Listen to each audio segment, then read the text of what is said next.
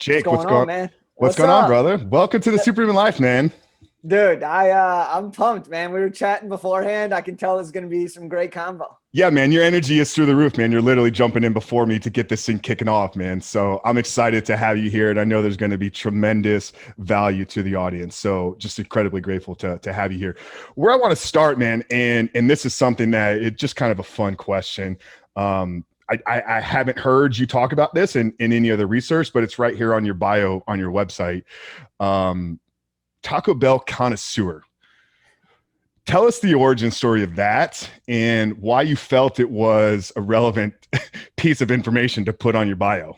And I know there's All right. probably an incredible story business wise. So has there been anything that you've gained business wise from having there? So origin story, why you put it there, and then did it bring you anything business wise? All right. So Taco Bell has been a big part of my life. I'm just gonna say that. Now growing up, I loved it. Okay. But here's the thing. I went to college at USC, and right where I lived for a couple years on Fraternity Row. I was in a fraternity, ZBT fraternity, and I was on 28th Street, and there was a Taco Bell on 27th Street. Okay. So literally, I would go. I'm on a college budget, and I love Taco Bell. We're having fun, we're living the college life. I'm going to Taco Bell twice, 3 times a week. It got to the point in college that not only did I have friends and people like paying for my Taco Bell to take them on a Taco Bell experience, but I had all the managers' phone numbers. I had drive-through walk-in privileges. I had it all, man. Like Taco Bell was the safe haven for me at USC, and so I just love it. The cheesy gordita crunch were the greatest things. Uh, And then what was crazy though, here's the craziest part behind all this, and I never really talk about this, but because you brought it up first, we'll dive in, is I'm lactose intolerant. So I don't eat dairy. Now, my favorite food item is the cheesy gordita crunch. So I had lactate pills, I had different things, but the craziest thing about it all was Taco Bell never hurt my stomach like any other type of dairy. And most people, it's the other way. Taco Bell runs straight through their stomach. yeah. And for me, it's this weird like thing. Like I was always good with Taco Bell. And so I've just always had an affinity for Taco Bell. And that's the origin story behind it. And then in terms of what's been next is sometimes, in terms of business one, it makes it easy. Like this is a silly topic to talk about, but that's part of connecting, right? Being able to connect the dots and find things that aren't always talked about. That's something that's so powerful in today's society because often we do the minimal effort to get the maximum result that we can pull from something. But instead, if you put in maximum effort, you can get exponential result from the same thing, right? And so business-wise, sharing the story is relevant, but also for me, it's a hilarious way for me to be introduced. Like when I do speaking engagements, I have them mention this as part of my bio because that's like, I'm a fun dude. I'm not here to be suit and tied up, like all these things. I'm here to have a good time and to make changes, real change in someone's life. And that stems from having a good time. Love it, bro. Absolutely love it. Yeah, when I saw that, man, I was just like, I gotta ask this dude about this because it's funny. I got some Taco Bell stories. So I grew up in a small town just north of Tampa here, and literally through high school, like our only restaurant, we had a Burger King and then a Taco Bell. The Taco Bell was like the new thing back then. I mean, Burger King had been around for a couple decades in the part of town there, and it was like the thing, man. It's like we're going out on Friday night. Where are we going to meet up? Meet up at Taco Bell. Football game's over. What are we doing afterwards? Let's go to Taco Bell to kind of plan, the night. It was just so crazy. So yeah, man, it's really funny when we're young, kind of the things we really latch on to. But yeah, I mean that has no relevance to where we're going to go today. I just thought it was really fun. And like you said, it's cool to kind of talk about some of that fun personal stuff, with you, man. It's incredible because you're such a young dude, and what you've accomplished here. I mean, multiple best-selling books, global speaker, pro basketball combine, you worked with the Lakers, multiple business entrepreneurship. I mean, it's just incredible kind of what you've been able to accomplish already at such a young age. Where I really want to go to is let's start kind of, not at the beginning, I don't need to know, your childhood, but let's go kind of to that pivotal point. Cause I know there's a moment post USC where you got this dream job, but maybe it didn't pan out in the way that you want. And what was kind of what led you to, the entrepreneurship and everything that you're doing now? Sure, man. I appreciate that. It means a lot. So I do want to take it real quick to the childhood because Okay. it plays a huge role into why working for Lakers was so powerful for me. Absolutely. Growing up from Los Angeles, Okay. I was born in 1992. So by the time I was 5 years old, Kobe Bryant was in the NBA.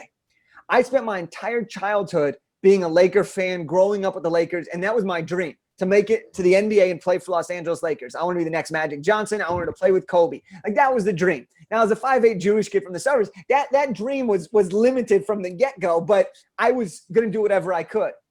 By the time I got to the end of my high school career, though, I realized that probably wasn't going to be the case. And so I said, well, if I can't play for Lakers, I'm going to be a sports agent. I'm going to represent the Lakers players eventually. That was my logic. And a lot of my friends were going on to Division I scholarships. And I was like, okay, this makes sense. And I was the smartest one of all my athletic friends. So I was like, I'm going to go get the degree, and then I'm going to be the smart one to represent you guys so you can make sure you keep all your money. And so I went to USC, studied sports business, studied business administration, learned everything I could. And right before I get ready to graduate, I wanted to be an agent, right? The agency said they couldn't hire me. They went on a hiring freeze. And so I had to figure out what was next. Well, it just so happened that the Lakers end up offering me a position to work as a corporate partnerships assistant for the upcoming season. Well, that season ends up being Kobe Bryant's final year. So now I'm at this point in my life where I'm like, holy shit, I just got invited to work for the Lakers during Kobe Bryant's final season. If it isn't a championship, this might be the best time to ever work for the team. And it came full circle. It was one of those moments where, like, I had grown up wishing I was going to be on the Lakers, and now I'm working for the Lakers, and that started everything for me. But while I was there, I had an experience where I had an encounter with the legend, the NBA logo, Jerry West, that really led me to see the world in a different light. Okay. And what happened is I was in an elevator going ready to take a contestant, because part of my job was taking the contestants for half court shots and things like that. And I was going in the elevator, and right as I'm about to go down in the elevator, Jerry West walks in. And I'm like, no way. Like, I'm a huge Jerry West fan. And I'm 22. Jerry's a legend. And he's got no idea who you are at this point. He's got no idea who I am. He just sees a young dude that's like, looks like he's a first-year employee. He right? was a part of the front office staff at this point, right? Or was he working for the team? To be honest, I don't remember, but okay. I know that he was looking good and going to his courtside seats because he's Jerry West, right? So the person working the elevator, the attendant, looks at Jerry and says, excuse me, sir, what floor do you want to go to? And Jerry looks back at him and is kind of confused, like, does he not know who I am? But he goes court level. I'd like to go to the event level courtside seats. And the person working the elevator says, well, do you have a credential, sir? Because if not, I'm going to have to ask you to step off, because this gentleman, now pointing at me, has work to do to get down there. And I'm like, no way. And so Jerry looks at him and is like, no, I don't. And the person with the elevator says, well, I'm going to have to ask you to step off. And Jerry's about to step off. And I'm like, no way is this guy kicking Jerry off the elevator.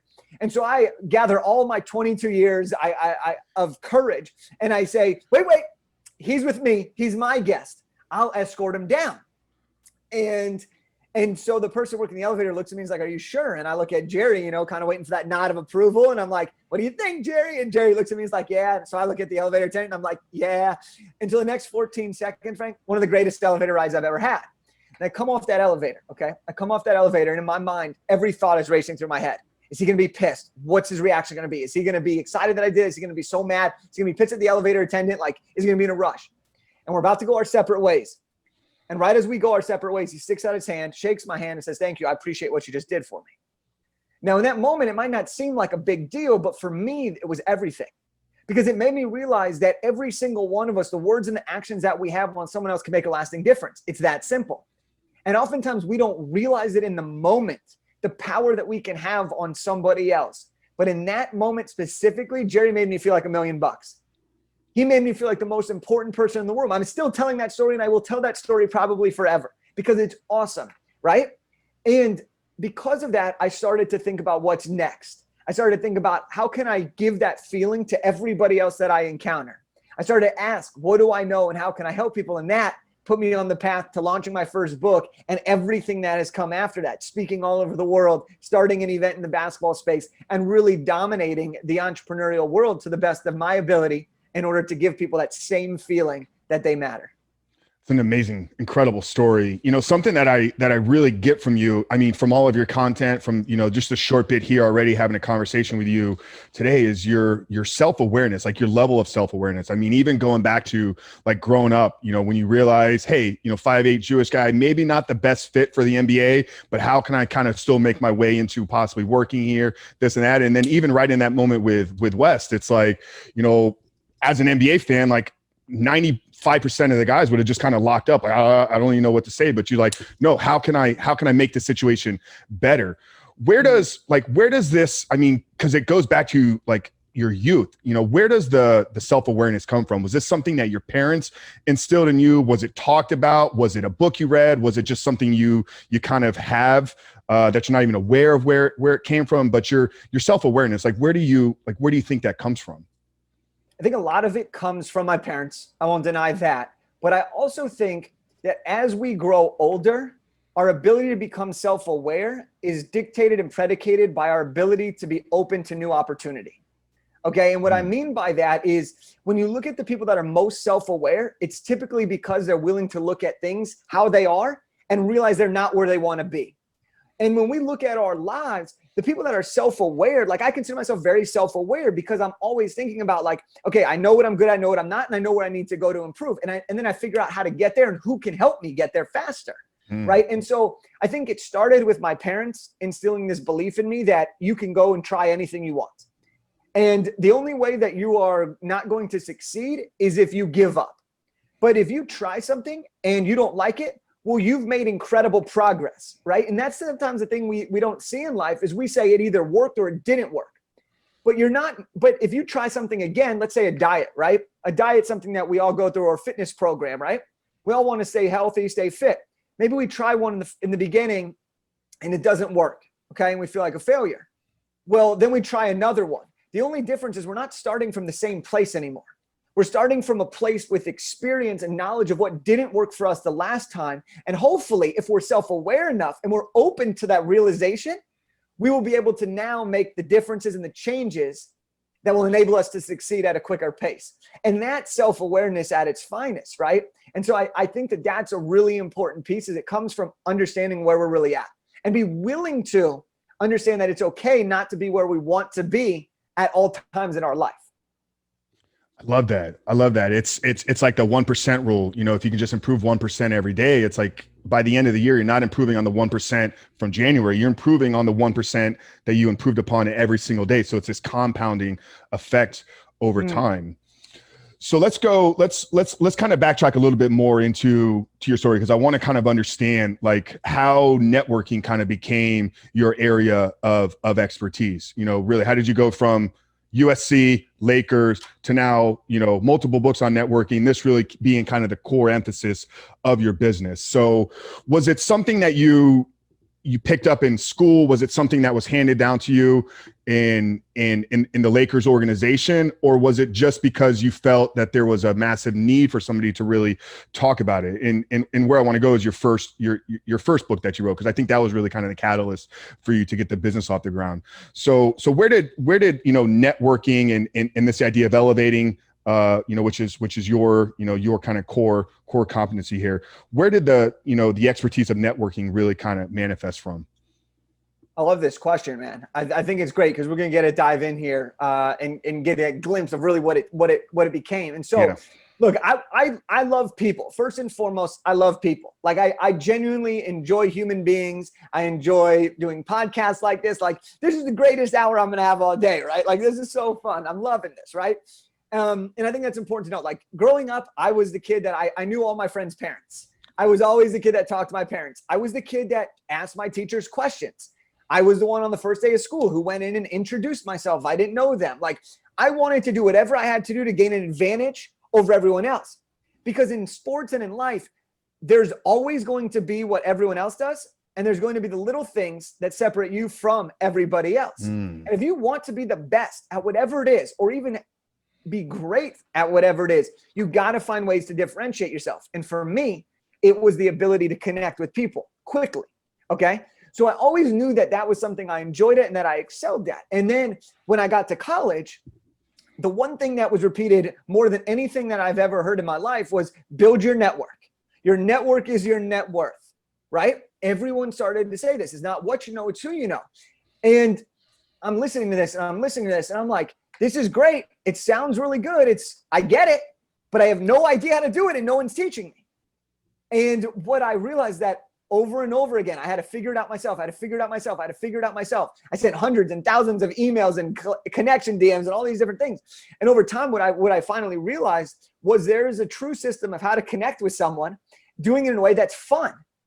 Because the next thing that people always say was like, I don't want to network. Like, I don't have this personality. I can't do this. I don't want to be doing this. Or you're like, I get networking is important, yet it's always the thing that falls to the end of the to-do list. It never is becoming a priority.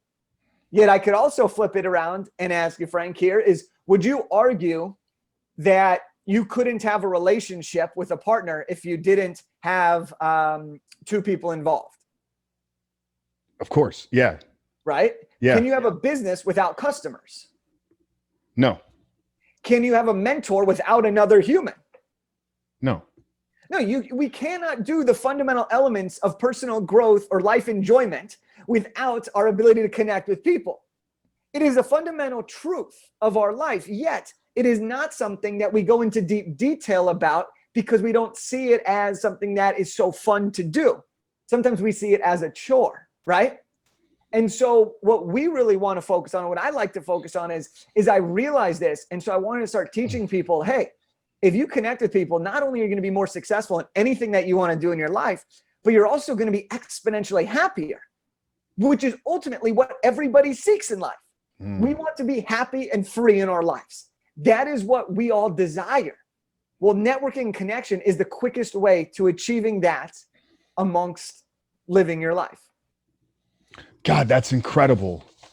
Not where I thought you were going to take it, but literally, like you brought it all the way back to, I mean, at the core of being a human being is networking and connection. And no matter what path you're going to go to in life, like the importance of those relationships. So here's maybe a challenging one, when you get into, some of the tactics and strategies, and I know, what you really help is entrepreneurs with their networking, but let's talk to the guy out there, he's maybe on the second half of his life, or he's approaching the second half, so college is not, in question for him. He's already gone that route. He's locked into a career, he's been in the same job for, 15, 20 years, and he's setting his sights on, kind of future retirement. He's got his wife, kids, family, what do you say to this guy that's kind of sits back there and say, I don't really like people. I got everything I need in life. So why do I need to be worried about building my network? Well, look, the truth is there are some people that aren't going to want to do it, period. And you know what? That's okay, because they might already have all the fulfillment they need, right? But if this person does want more, wants to do it, the first thing we have to do is we have to start to explore again. We have to find the creative passion, the creative exploration of asking questions. The only way we're ever going to find new relationships, get into a new program, learn the next best Netflix show, connect with our kids and give them a better life, like whatever it is that person get into a better workout program, get a group of guys to play basketball with, like there's always something we want. And the way to do that is by asking the questions to find the people that can make that happen. The people that ask the best questions in life at any point in their life are the ones that receive the answers they need to hear at that moment in time. Most of the time we think, let's just ask questions. No. When you ask the right questions, you get the right answers, not the answers you were hoping to get, right? And you just mentioned it in your last question, literally. You were like, not the direction I thought you were going to take with that. You asked a question. I gave you the answer that was needed in that time. I didn't give you the answer that you were expecting, which could be even better as a result because of that, right?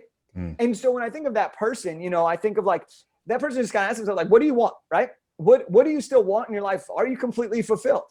And if the answer is no, or you want something more, if you want deeper connection with your significant other, your partner, if you want deeper connection with your kids, if you want deeper connection with yourself, well, it all has the same thing. We have to ask the question, what is it and why do we want it?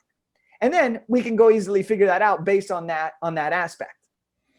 Got it. So you have do you have a process that you walk through or with people that you're coaching and helping to determine what those questions need to be? Is it something identifying the outcome first and then reverse engineering it back? Or do you have, do you kind of have that step-by-step process in identifying what those questions need to be? Totally. I mean, there's different processes, right, that are used for different scenarios. It's not a one size fits all thing. And I think that's one of the most beautiful things about it. But let's use the person in your example, right? Let's say this person, the first thing that we're going to do is I'm going to ask them, what does success look like to you? Because more times than not, we live in a society that we live someone else's definition of success and claim it as our own. When in reality, we need to be living our life based on our definition of success. So first I would say, what is your definition of success? And I'd have you rank the 7 areas of success. I'd have you rank your health success, your fitness success, your financial success, your career success, your charitable success, your emotional success, and your fitness success, okay? I'd have you rank those on a scale of 1 to 10. You can't pick 7. 7's a cheat, cop out. Can never pick 7 anymore. Because 6 means, oh, need some work. 8 means, okay, we're definitely doing good. 7's like, I don't know, could go either way, right? And so once we identify those, like, okay, well, how do we get the other ones higher? Because I believe that we can have it all. So why not live the best life we possibly can? Therefore, once we have that, we know the area that we want to improve upon. Let's say we want to lose 20 pounds. Our fitness level is not, our fitness and health, it's probably not above a 7 right now. It's probably 6 or below. Therefore, where are we going to go? Okay, now we know what it is that we're seeking out. Well, how are we going to get there? Who is going to help us get there? Is it going to be a coach, a personal trainer? Is it going to be a dietitian? Is it going to be an accountability partner? Is it going to be our best friend growing up that we want to reconnect with and play basketball once a week with, right? And so we break it down step by step, because in order for us to make any progress in anything, we have to start small. We have to start small. And just like you mentioned earlier about 1% better every day is compounding. Well, our actions, our small actions compound. Our small questions, what is it that success looks like? What is my ranking of it, right? These are easy to answer. And then we start to dive deeper, right? What does success look like? What is the ranking? What area needs help? How can I possibly fix this? Who can help me get there? Is this the result I want? Boom. Now you start to create a game plan for elevating yourself to that next level. Got it. Where do you feel most people, and you can pull from all of your experience and kind of from the research that you've done, where do you feel most people fall short in this, networking process? Is it actually at the beginning of getting over that fear and attempting it? Or is it once they're in the, at the point where they're beginning to establish the relationships, not having the strategy built out? So is it more not doing it, or once they're doing it, they're struggling with the process? There are 2 key areas where we see major drop off in connection. Okay. The first area is the liftoff, right? The first area is the liftoff. And the reason for that, why some people never start to connect or never get out of their comfort zone, is because of this simple truth. We are opening ourselves up to criticism. We are opening ourselves up to rejection. And that is the opposite of what we desire as human beings. We desire to be loved, to be heard, to feel complimented, to feel that we belong, to feel that we matter. And by opening ourselves up, by asking questions, by putting ourselves out there, we are afraid of the potential rejection. Why do you think there's so many dudes out there that don't approach girls at a bar? It's purely because of the rejection. But if they approach us, I'm just going to meet a friend, they can probably talk to them all day long, right? It's the fear of that. If we go after something that we want, or a person that we want, we will be rejected, and therefore we are not good enough, which then triggers all types of emotional things, right? That's step 1. That's one of the big areas. Once people get over that, once people go through that, and that's an ever evolving thing. It's not like you get over it once and you're good. Like I still sometimes think, and I coach this stuff, I still have to remind myself that, okay, we got this. The bigger the name, I'm like, I got this. I got this. Like, it's not a reflection. If I reach out to 100 people and I get 10 responses, it's not a reflection that I'm not a good human being. It's maybe my outreach wasn't effective enough, right? So we always are evolving our mindset, right?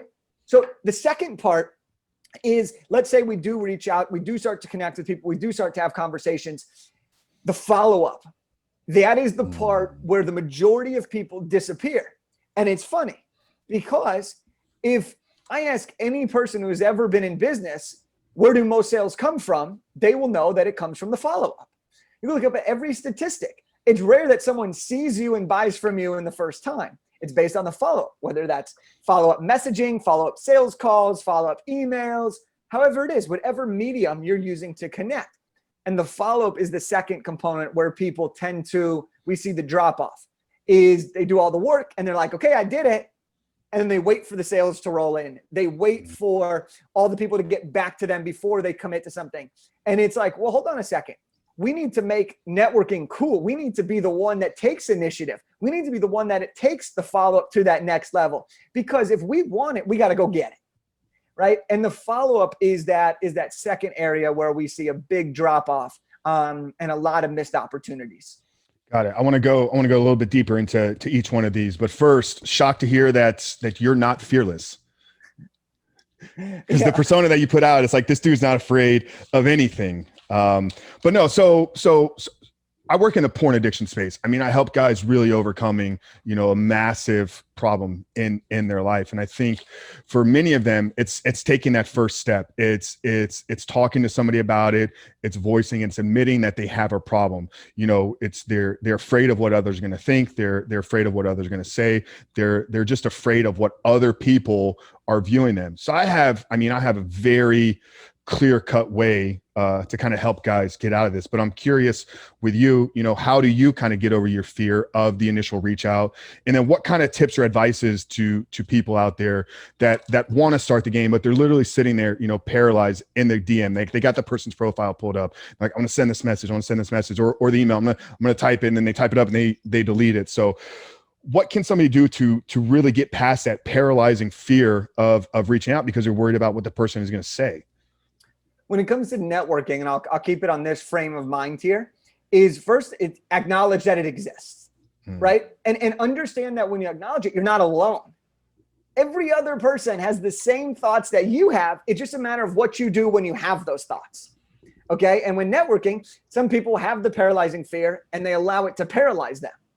Some people see the paralyzing fear and say, well, no, I'm going to keep on keeping on because I'm going to give it a shot. Here's the second part to that. Is we have to realize that just because one person doesn't want to work with you, buy from you, invest in you, support you, date you, whatever, there are 7 billion other people on this planet. I promise you the right people will do it, which leads you into the next point, is you don't need everybody in the world to love you. We are people-pleasing society. We want people to like us, right? That's in our nature. I'd rather have 50 people love me than 500 people like me. We need the right people to love us, not everybody to want us. And that's a key mentality shift, that when we have that, our relationships get deeper. We start to see the meaning. We start to attract those people into our life. And that's a big part of connecting, is the energy we give off attracts other people. And so when it comes to that fear, acknowledge it, understand you're not alone, reframe it to not what if they reject me, but what if this becomes the greatest partner I've ever had? And then actually do the first thing. And the first thing may not be sending the DM. The first thing may be writing a draft. The first thing may be identifying who the person is. The first thing may be saying, I can do this, right? The little steps lead to the ultimate action that we build it up for. And then we do it over and over again. It becomes easier. And then that fear starts to disappear, right? And so for me, you mentioned like, oh, you seem like you're fearless with it. I sometimes have the fear, like, well, what if I don't get these cool people? And I talk about this. Does that mean I'm a failure as like a networking guru, as a networking guy, as a business coach? Like, what if I can't get this person and I use my techniques that I charge a lot of money for? What if it doesn't work? And then I start to have all those doubts, right? Different level of doubts based off different levels of what it is that you're trying to do. But for me, I always remind myself is that every person is different, right? Every person is unique. And so I may not get a response from someone. Someone may not like my energy. That's okay. There are other people who are going to love my energy, love who I am, and we're going to be able to create something super special. And I hope that those other people find their people as well, because that's how we really create this impact throughout the world.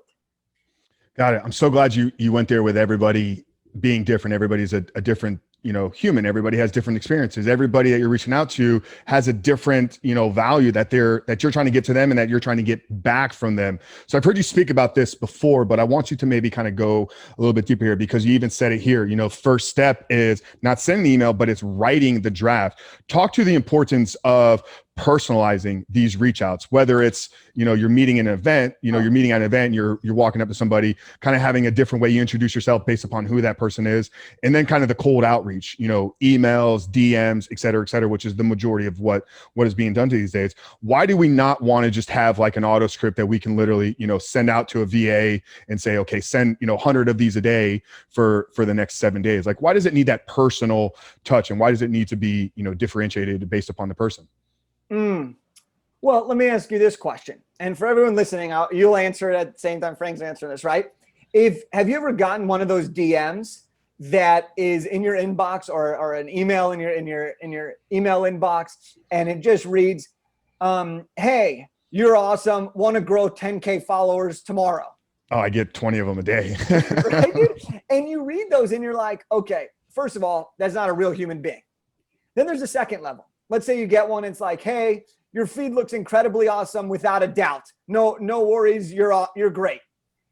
Okay, you're like, okay, like they clearly checked out my profile, but it's probably just a copy and paste. Like, it's nonsense, right? The most important thing that we can do, especially at the level of people this audience wants to connect with, we have to be custom to get into that first DM, okay? Now, we'll keep it very topical here, but there's one simple way to make this all happen. Actually, there's two. There's two simple ways to differentiate yourself from everybody else in a very, very methodical way that's easy, time-saving, that you can do right away. Number one is address the person by the correct name. Literally address the person by the correct name. Because even if you had a bot, the bots don't customize. They send the same thing over and over again. If you have VA, typically they send the same thing over and over again. By adding their first name, you make that person feel special. Dale Carnegie said that the sweetest sound in the dictionary, or in the human language, is the sound of our own name, right? Use someone's name. It's that simple, and it's right in front of you. It's in their email. It's literally in their profile, whatever it is. That's number one. Number two is do what we call the fun fact frenzy. This is super easy. If you are reaching out on LinkedIn, if you are reaching out on Instagram, if you are reaching out on Facebook, if you are reaching out on any platform, do the fun fact frenzy, spend 30 seconds, do a quick run through of their profile, and see if you can find one thing that you have in common. Sports team, you got a Cubs hat, you got a Bulls shirt on. Okay, great. I could talk about the 96 Bulls, right? I could talk about the Last Dance documentary. You immediately mention that. Let's say I'm a White Sox fan though. Now I'm like, oh, screw this guy. But really I could be like, oh, we got you last year, right? Like, we got you in that series. You start to jab, and that immediately takes the barriers down from somebody. When you have a commonality, it makes it so much easier for that person to be like, oh, this is a real person. I'm going to have a conversation with a real person who said something different than every other person who's reached out to me today or this week or even this month. Those are two really, really topical and easy ways that anybody can use to start to differentiate.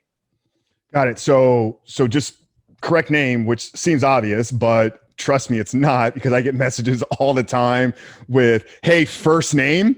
Like, literally first name. Like, somebody sent this script to a VA, right, and said, hey, I need you to send this to 100 people. And the VA forgot to like swap out the person's name. It literally says first name. So correct name, and then fun fact, finding a common area of interest. Is there anything else in the formula for like the initial reach out, like things that you want to make sure are in there? And is there anything to avoid in the initial reach out?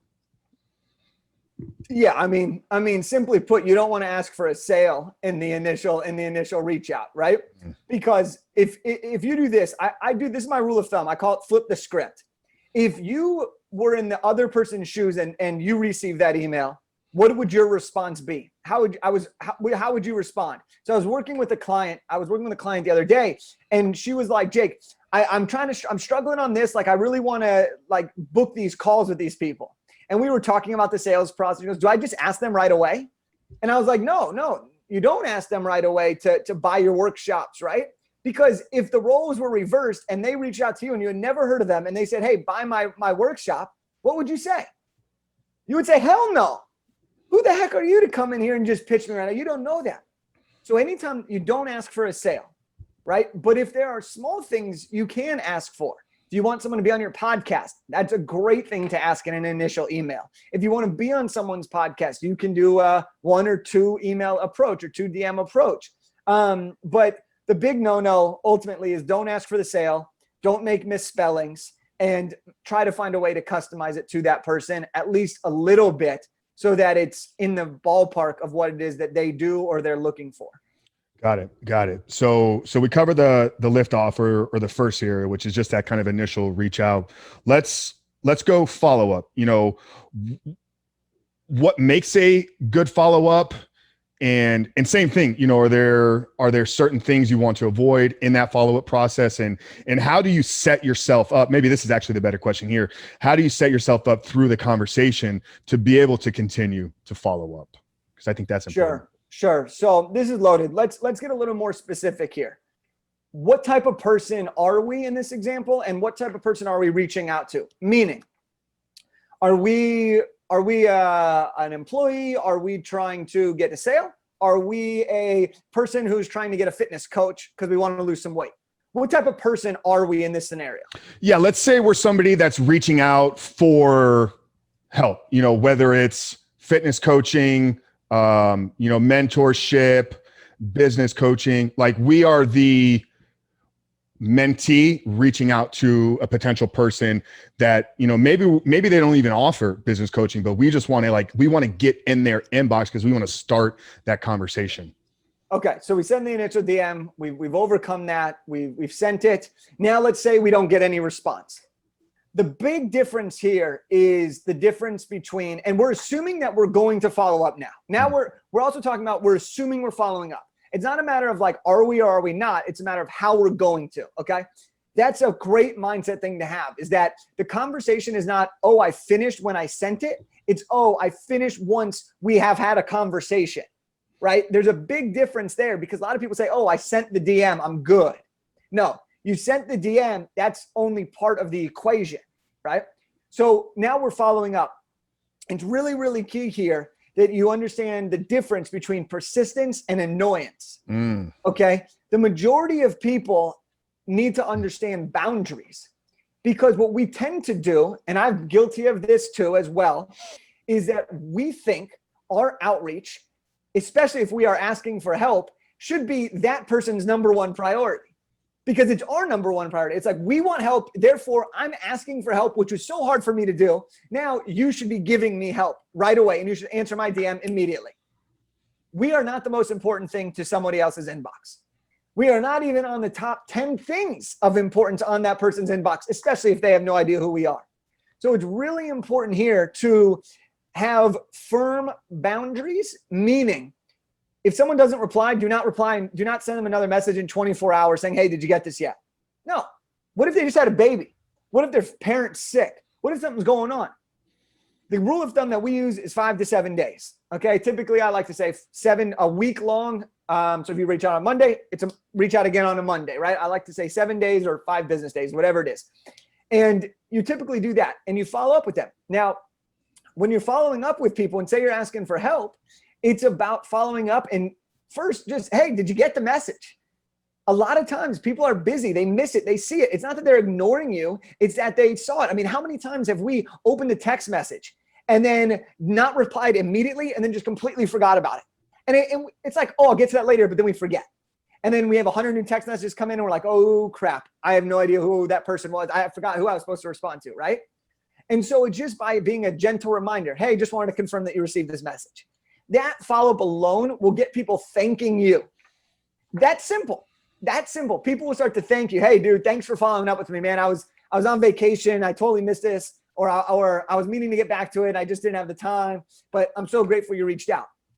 Most of the time too, when you follow up with someone and they hit you back, they now feel like you're in control and that they almost owe you something for taking a while to respond. And it's not that you're intentionally doing that, but that's just how we are as human natures. We innately want to help other people. And so when someone reaches out and we don't respond and they reach out again, we're like, oh, dude, I'm so sorry, man. I'm so sorry. Like, what can I do for you, right? Immediately they start to think, how could they maybe help you further? So when it comes to following up, be persistent, not annoying. Be intentional about the response. So, hey, did you get this? You're trying to confirm a receipt. And then you always leave it open for further connecting. Okay. You never close the gap, meaning you never want to tell someone, thanks so much, period. You want to say, thanks so much. Looking forward to XYZ, right? We always want to have a future option for that next time in case they don't respond or in case we want to re-engage at a later date. Does that kind of dive deeper into how we can go better asking for help about like the boundaries we set and the simple way of going about doing it? Yeah, no, that was super helpful. Just to piggyback off of that. So 5 to 7 days as far as like that first follow up, and then always leaving it open. Is there a point, and I know this is probably an impossible question to ask because it's going to be really dependent upon the person reaching out, the person you are reaching out to. But is there a point after X amount of follow-ups, no response back, where you kind of toss in the towel? Like, do you kind of have a number that you reach and then you say, you know what, like I've ran the course here, I'm going to move on to the next person? Yeah, totally. No, it's such a great question because everyone starts to wonder this. Well, do I just keep responding every 7 days forever? And it's like, no, that's a waste of your time and their time, right? We call it the 41-30. 4 touch points, 1 person, 30 days. Here's how it goes. Initial message is the first touch point. 7 days later, second touch point. That's your follow-up. Hey, just confirming you received this. 7 days later, another follow-up. Just checking, is this something that you want to talk about? Would you love to connect? I'm still interested, right? We're just putting it back out there.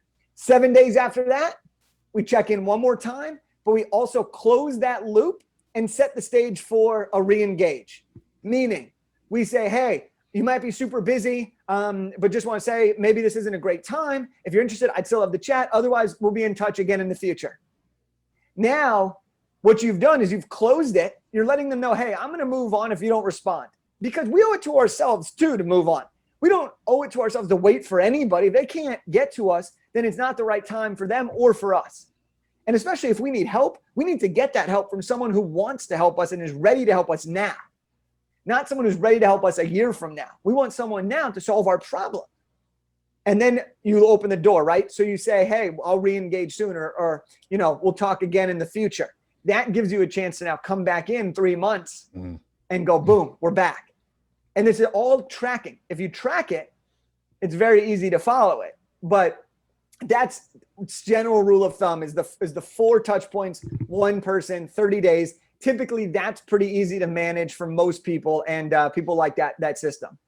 Yeah, I love that. Like, you got to go into this with the idea and understanding that if you're interested in reaching out to these people, chances are there's a group of, there's going to be other people that are reaching out to them as well. So you talked about it first, like them getting back to you is not their number one priority. So just going into it with the right mindset of, hey, I'm trying this, but they are super busy. So I'm going to loop back around. I'm going to follow this 41-30. And then if it doesn't work out this time, I'm going to, date it to circle back again. I asked that question because I have a personal friend. Just real quick, I want to share this. I'm not sure if you're familiar with the Born to Impact podcast, Joel Marion and Dan Long. Joel Marion, he built BioTrust, $100 million company. Just super, busy guy, super, really well connected. He shared the story, and is actually somebody I became close with, Richard, who was a UCLA student at the time, just wanted to get in Joel's circle. Literally took him 67 direct messages. Finally, Joel reached him back, and like, he was reaching out because he wanted to work for Joel for free. He's like, hey, I don't have a lot that I can offer to you except for my time and my organization and this and that. And Joel's like, I don't really have a lot that I can do for you, but because of your persistence, let me put you in touch with somebody else. Joel connected him with one of his colleagues, who now Richard is the chief operating officer for his entire organization, has leveraged that into a networking kind of entrepreneurship for college students business, and is doing almost $500,000 in business this year at like 23 years old. So, but it was 67 direct messages. I don't know if it was 67 days in a row, or I don't know what process he was following. But that is like true diligence there. For sure. So I want to slightly pivot, and talk more kind of, like real time with the world and where we're at. I want to, we'll direct people to your books and everything, which has incredible tips. But a lot of networking, up until this year, you have your networking events, shake hands, eye contact, repeat the person's name back to him. These principles and tactics that we can use in, real life settings, face-to-face interactions. What things have changed in your world with COVID and everything kind of going virtual, and depending upon what happens, we don't know if this is going to be 6 more months, another year of kind of this virtual environment. So I'm sure it's changed the game forever with networking. So what kind of things have you had to pivot in your business, and have you had to pivot with your clients based upon kind of the virtual world that we're living in, and how is that affecting people's ability to network? Yeah, and this is a great question to kind of bring the whole conversation, Yeah. together here. Is, look, as a motivational speaker, I spent a lot of time on flights and going to different places and speaking. That disappeared pretty quickly, and those all became online. As someone who was in the event space, we couldn't run our basketball event because you couldn't have the in-person. What I think is really changing is, when it comes to networking, is that now, for the first time, a lot of people are using online as their main method, which means that there's more people and it's harder to break through the noise, right? Because before COVID, you were having a lot of people that only do in person. They were like, I don't need to be on social. I don't need to be on Instagram. And now we're seeing you have to be on these platforms if you want to connect at the speed that you want to grow, especially right now. Like, it's just that simple. That is the way that we communicate now. What I've also found on the flip side is more people are spending more time than ever before because they aren't on flights in airplane mode. They aren't going on as many vacations, And so it's been a big time for people to respond that wouldn't have otherwise responded. So on two ends, you have to look at it as the person. More people are willing to respond, but also more people are going to be requesting things from them. So the biggest thing that we have to do is take a second to be intentional. We have to take a second to be intentional and really understand, why do we want to reach out to this person? Because I don't want anybody to waste time. Time is finite. Time is valuable to us. Instead of just spraying and praying and being like, oh, I'd love to connect with those 10 people, pick 2 or 3 of them, dive into who they are, buy their book, listen to their podcast, tag them on Instagram, and then hit your outreach.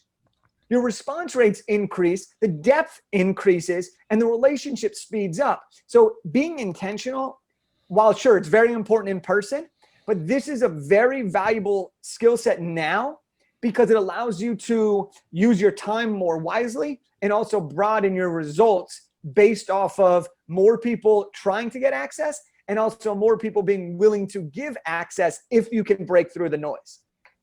Yeah, it's just that perception piece. Like, instead of looking at it as like, fail time because we can't do the in-person and we can't connect, we can't shake hands, look at it as the opportunity of, like, everybody in the world is sitting in front of their computer and phone basically 24 hours a day. Like, here's the opportunity to reach people that you possibly never would have even thought would have responded to you.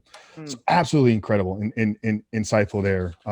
Jake, man, this has just been jam-packed, dude. I mean, notes galore. The energy is off the roof. I want to go a couple rapid fire questions, and we'll wrap it up and give you a chance to kind of plug and direct everybody. Bring it. So as an entrepreneur, man of success, like, I know you have routines, habits. So what are some non-negotiables that you have built into your routine every single day? This is a loaded question. Rapid fire it. Come on. I'll say this. I believe that every routine should have some versatility, meaning that even though the definition of routine is to do the same thing over and over again, I believe that I need to have variety within my routine. So I'm always evolving my routine after a certain period of time as I measure results, and I don't feel guilty about that change. That being said, non-negotiables for me include journaling, reading, short meditation, deep work first thing in the morning, exercising. All of those things are really important to me. And then on the end, I have a wind down routine. And this is something that I've been really implementing and evolving, and something that I found is really huge, because a lot of people, and I know this is rapid fire, and I know this isn't a rapid fire answer, but it is a really important point. A lot of us struggle to separate work from our personal life. Now with COVID, more and more people are struggling to separate when they turn the computer off and they're working in their home office to going into the living room and being present with their family. So we've been working on a wind down routine that allows you to switch gears more fluidly and allows you to be more present in that moment. And that includes reviewing your schedule and setting it up for tomorrow. That includes setting your priorities for the next day. That includes wins and improvements of the current day. And most importantly, to finish it off, is you express gratitude. You say 3 things that you're grateful for about anything. It could be the workday, it could be anything in your life. And that starts to shift your mindset. from a place of go, go, go to a place of be, be, be. And then you can position into the rest of your night. So there's my answer to that. Love it. Versatility in your routines. I've never heard it framed that way, but it is so true. Your routine needs to be built upon the season of life that you're in. It should serve you to bring the best out of you at that time. All right. So you got world traveler listed in your other fun facts, best place you've been to, and where are you looking to going, first once kind of the world opens back up? Florence, Italy is my favorite place to travel to abroad. I've been there now twice, and there's so many other places, but I've been there twice. And I want to hit Mykonos and Santorini, Greece. That's like one of the next vacays. Yeah, dude, it's right there at the top of the list for me as well. All right. Top 3 books. They can be networking, they can be business, personal development, just three books that have really had a massive impact, not your own. Not my own. Yeah.